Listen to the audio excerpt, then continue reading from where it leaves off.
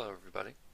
This is going to be part 2 in the Marvelous Designer tutorial for ZBrush to Marvelous Designer and then Marvelous Designer back to ZBrush.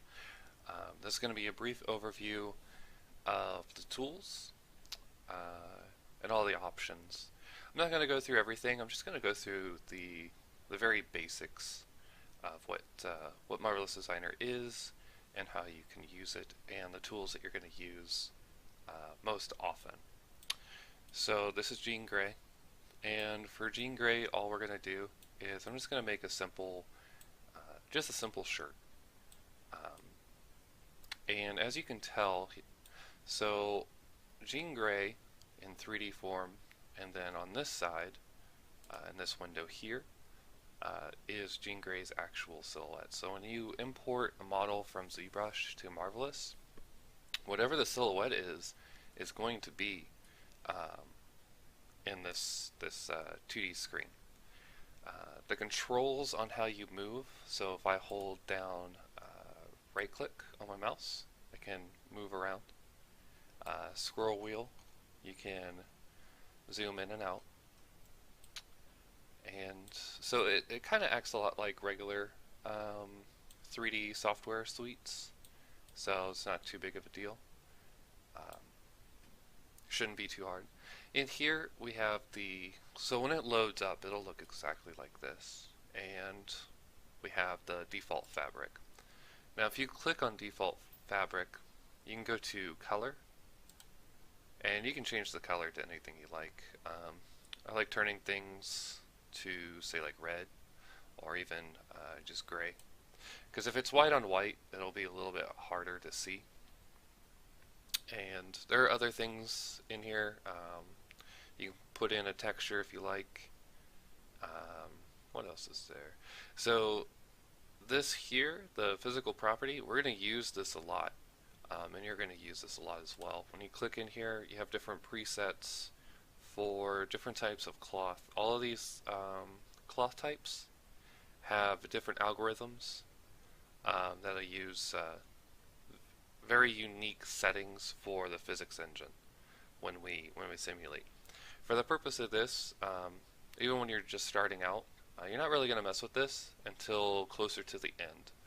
So what we're going to do is up here you're going to see a lot of icons, and it might be confusing at first. I know it was kind of confusing for me when I first started out.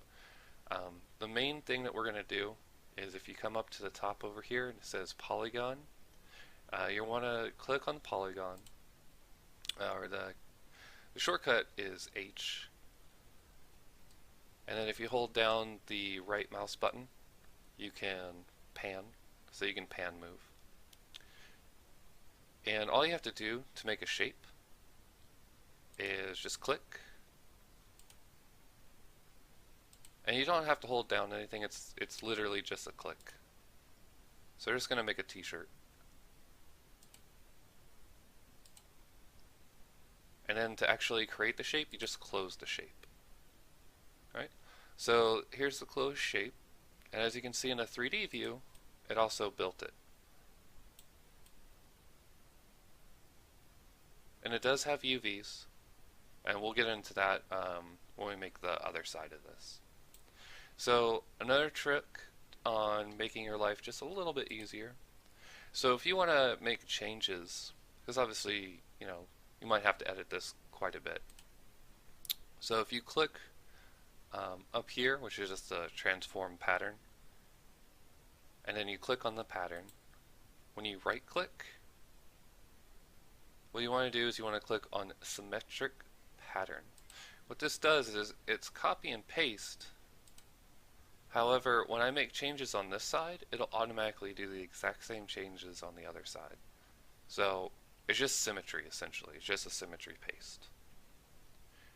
And what we want to do now is we want to go ahead and give this kind of like a softer color, so we're going to have to change some things out. So if we go up to the top, and you can either hit C, or you can click this button, which is Edit Curves. And all you have to do is click on any line, and then you can move. So you can make this a nice little curve shape here. You can do the same for pretty much any part.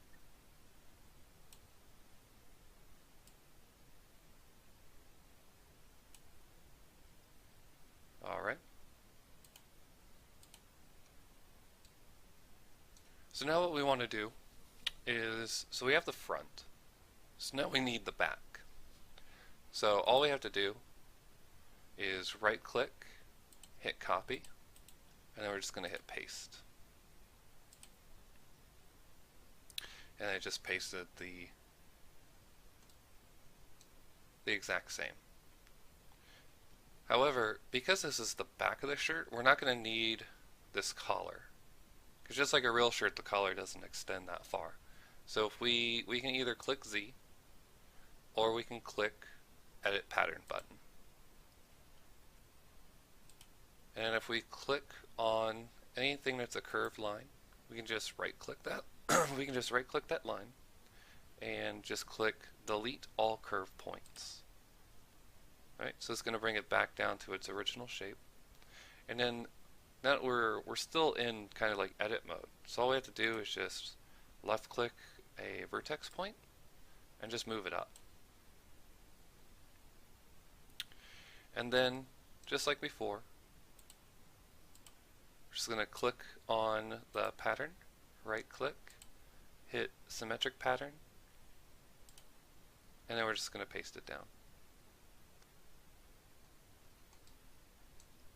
Now, to simulate everything, we're going to make sure we're still in this transform pattern, or the shortcut A. And we're just going to hold down our left mouse button and basically just click and drag until all the pieces are selected. And it gives you this nice little selection, little gizmo. And we're just going to move this into position. And we want this to be as close to the body as possible, but we don't want it to clip. And that's to get a decent simulation. And then what we can do is we can select everything, and we can just move this up a little bit.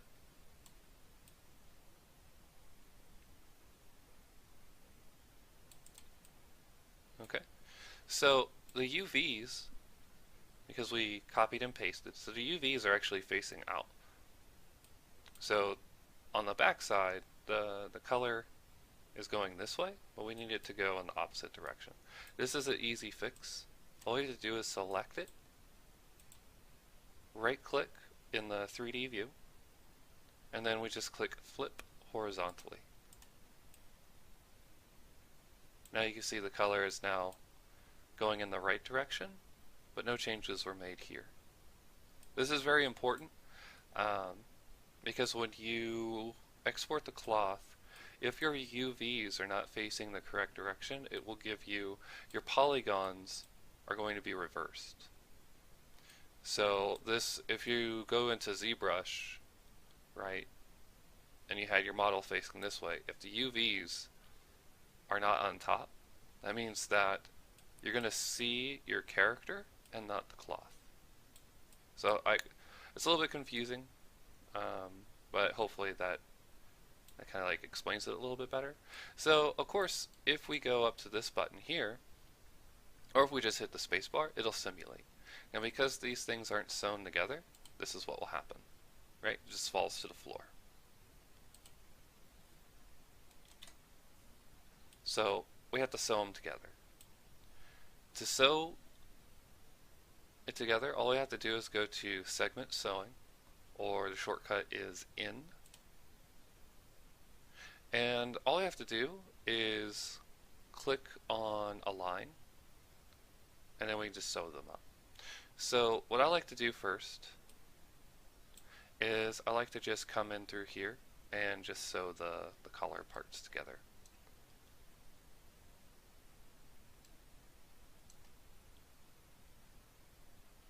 And then I just realized here, so we need to go back into edit pattern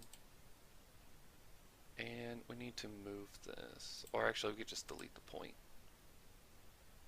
There we go, because we won't need that point there. The reason we had an extra point is because of this. So there's no collar here. And now we can go to sew. Now, because we flipped the UVs, it also changed the position. So that's why I'm sewing one point to here. And again, that's all you have to do is go into the segment sewing, and then you're just left clicking. Now, and a very important thing here is, so if the sewing is crisscrossed, right? That means that this point is going to sew to this point, and this point is going to sew to that point, which is something you don't want. There's a few ways you can fix it. You can either just simply hit Control Z and redo it. But if you don't want to go through that process, you can click on Edit Sewing, or B on the keyboard. You can right click it, and then just click Reverse Sewing. So that way it's straight. And then what we can do is we can go ahead and sew the middle together, and then we can simulate. As you can see, it's simulating the cloth.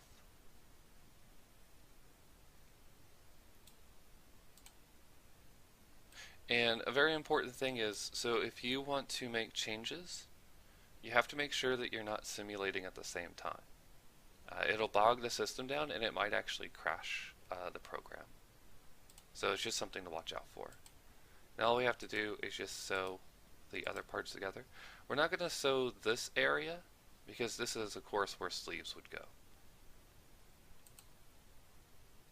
Alright, so now we have a shirt. Now the shirt here seems to be a little too short, so we can change that. However, now that it's currently simulating, we can just zoom in just a little bit. Because it's currently simulating, if we click on it, and I'm just left clicking and dragging the mouse,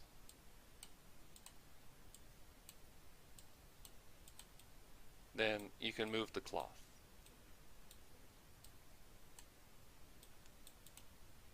Alright, so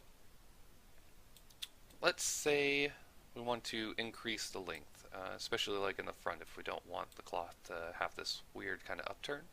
It's fairly simple. We're just going to go back into our edit pattern, and what we can do is we can we just left click any points that we want, and we just move this down.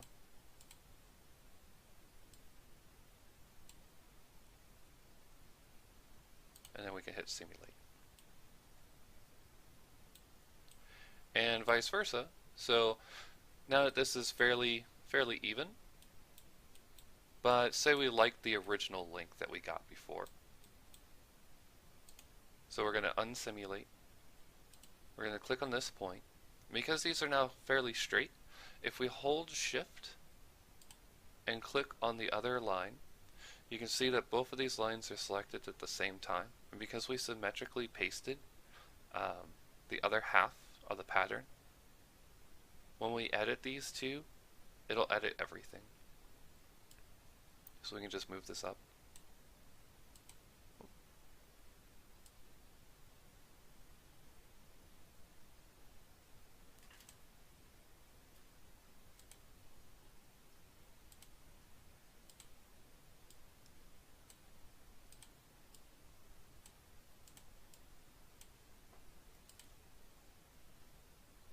Looks like the clothing pieces were too close to each other.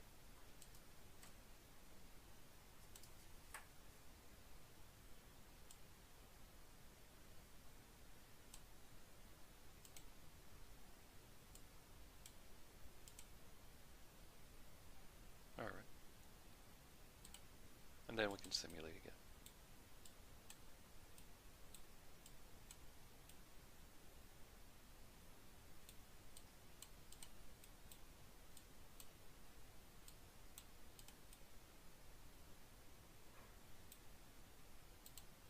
As you can see, we're still getting nice folds. Now, say you wanted to go ahead and start changing the properties of this. So if we select everything and then we go back into this default cloth, and then we can go into something heavier. So we could go with, say, leather, and that's just going into the physical property. And we can still change the color. We can actually change the color of the back and the front. Doesn't really matter. And we just hit simulate again. As you can see, it is giving us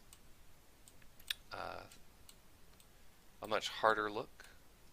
I use a lot of the leather to get more cartoony folds, but I would say definitely experiment with different clothing types. And a lot of times too, so say you like this, but you want to make this larger, you can just select everything. Oops. And you can just increase the size.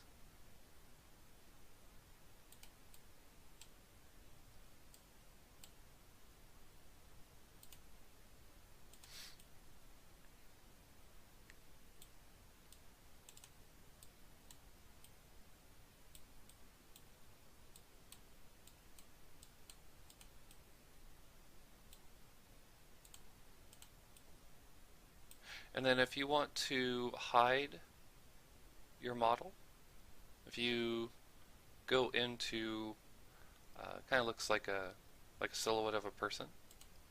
If you click on the first option, it'll get rid of the avatar, so you can get a better sense of like what your cloth is doing.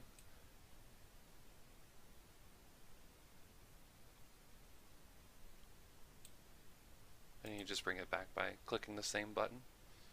This temperature.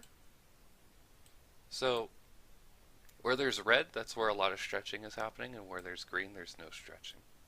So it gives you a nice little temperature gauge.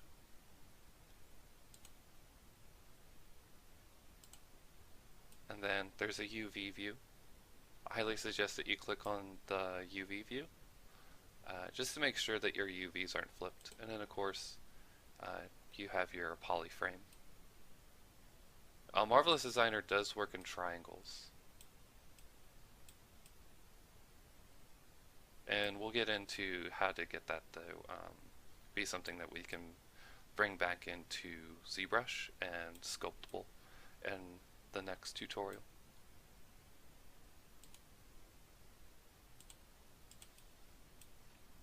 Okay, so another very important thing here is if we have everything selected, you're going to see particle distance.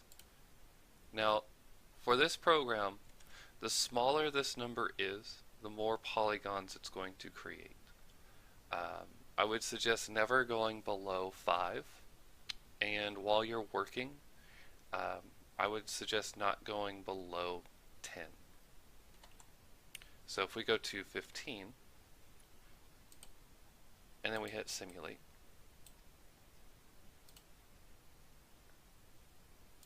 and we go back to wireframes, it's now a denser mesh. You may need more polygons depending on the cloth. However, the more you have in terms of polygon count, the slower your machine is going to be when you're editing. So it's going to depend a lot on what your machine can handle. And more importantly, if you have a very strong computer in terms of hardware specs, you will run into issues where the program does not like dealing with heavy meshes. So the program can crash if you stay very, very high in the polygon count. So just be aware. My general thing is to only go as low as 10 while I'm simulating things. And then when I export, I usually export everything out as 5. Now, there's only a few other things that I'll go over that I think you guys will most likely use. And that's going to be an internal line.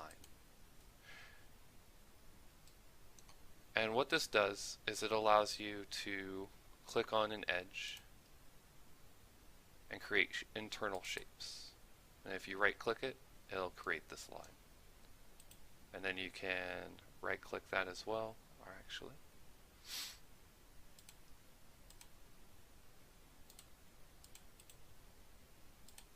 You right click and then cut and sew, and then simulate.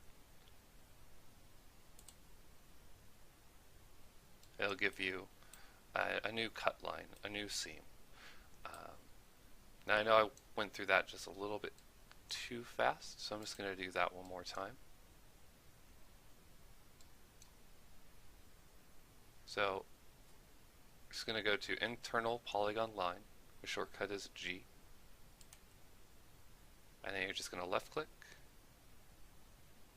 and left click again. If you want to close a line, you're just going to double click. And then if you want to cut and sew this line, you're going to go into the edit tool, the edit pattern, or Z on your keyboard. You're going to right click the line and just hit cut and sew. And then we're just going to simulate again.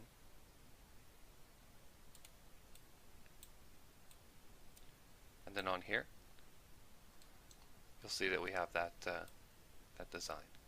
That's how you make internal designs. It's going to take a bit of practice. And we can even add fabric. So you can name it whatever you like. I guess I'll just call it detail for fun. And we can pick a different color. So say red. We can change this. We'll just have it set to wool, and that's just going into the physical properties. And then we can just start selecting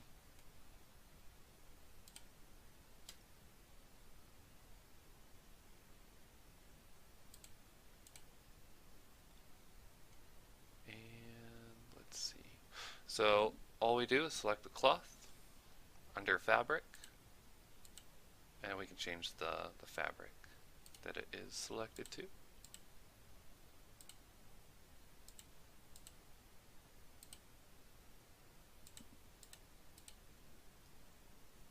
And then we just hit simulate.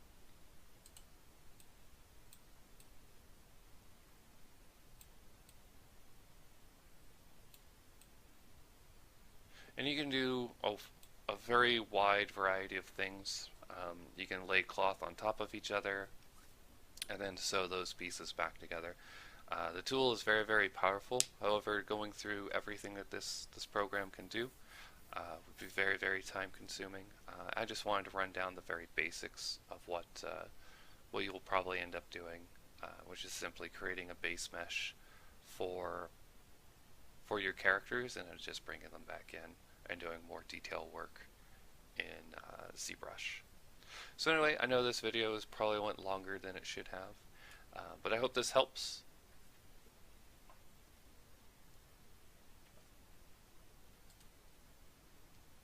So yeah, I hope this helps, and yeah, I'm looking forward to seeing what you guys do. And then of course, if you guys have questions, feel free to ask me, and I will answer any questions you might have.